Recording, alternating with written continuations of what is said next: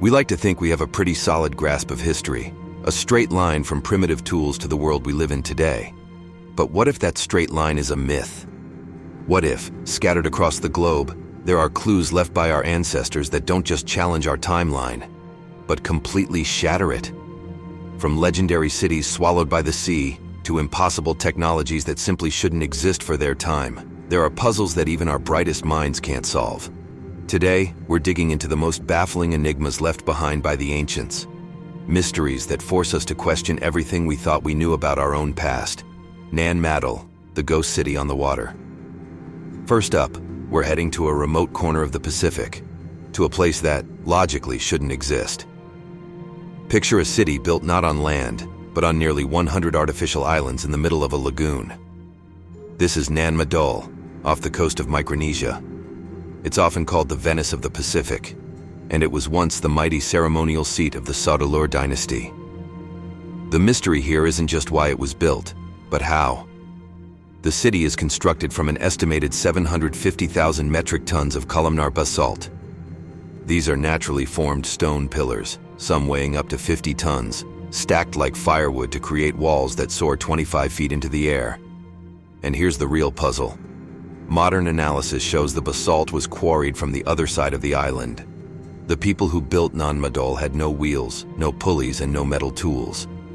So how on earth did they lug these colossal stones across the island and then assemble this intricate city on top of a coral reef? Local legends say twin sorcerers, Olisipa and Olosopa, used magic to make the stones fly into place. While historians are, looking for slightly more grounded explanations, the engineering behind it remains a profound mystery.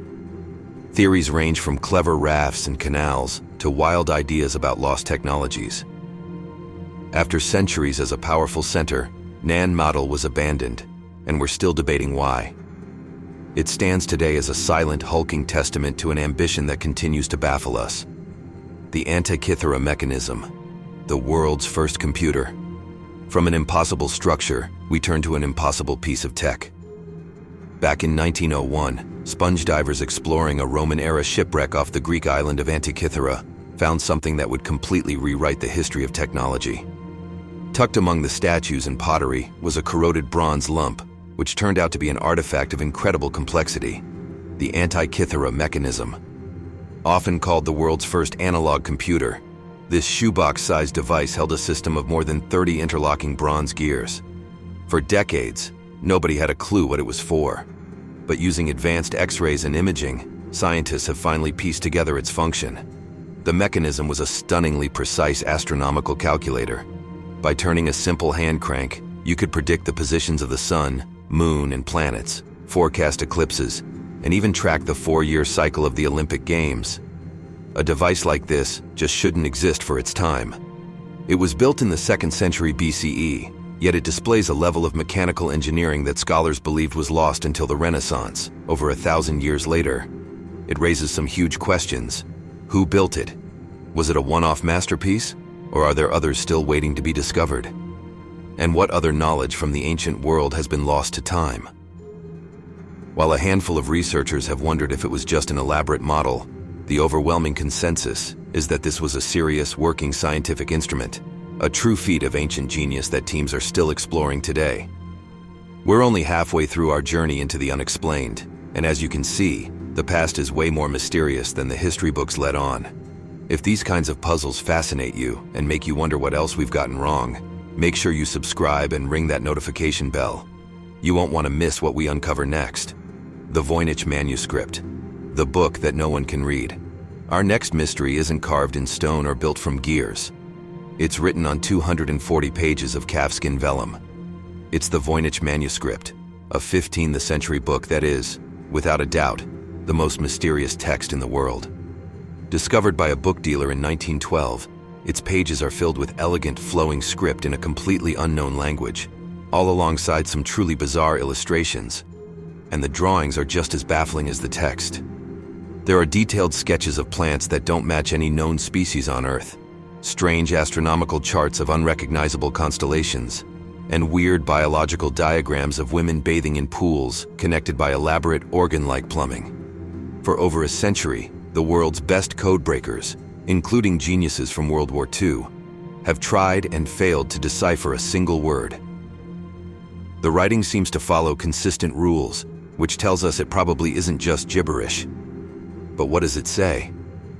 Is it an encyclopedia from a forgotten world, a lost alchemical textbook, or just an incredibly elaborate, centuries-old hoax? Even modern AI has taken a crack at it. Some models suggest the language has patterns similar to Hebrew or other known languages, but they've never produced a coherent translation. The AI can spot patterns we can't, but without a key, the Voynich Manuscript remains a linguistic dead end, a perfectly preserved message from the past that we simply can't understand. Derinkuyu, the city beneath the earth. What would make 20,000 people decide to live their lives deep underground? That is the core mystery of Derinkuyu, a massive, ancient subterranean city in the Cappadocia region of Turkey.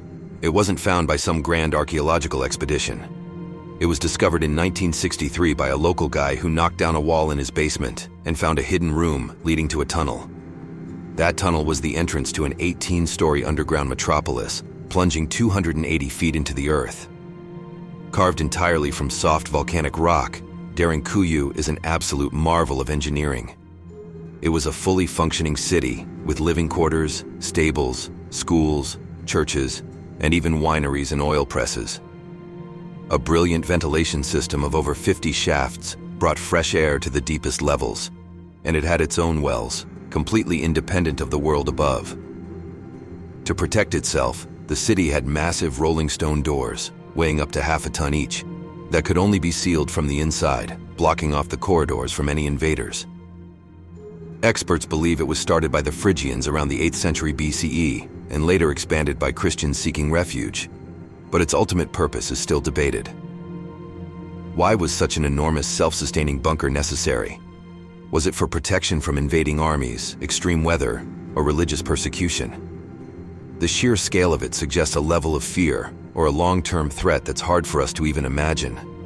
Derinkuyu is just the largest of over 200 underground cities in the region, many of which might still be connected by undiscovered tunnels, reminding us of a time when survival meant disappearing from the face of the earth. Section 5.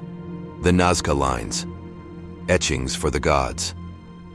Our final enigma takes us to the bone-dry plains of southern Peru, where an ancient culture left behind artwork so enormous they can only be truly seen from the sky. These are the Nazca Lines, a collection of over 1,000 giant designs, or geoglyphs, etched into the desert floor between 500 BCE and 500 CE. They range from simple geometric shapes to colossal figures of animals, a spider, a hummingbird, a monkey, and even a 72-foot-long orca.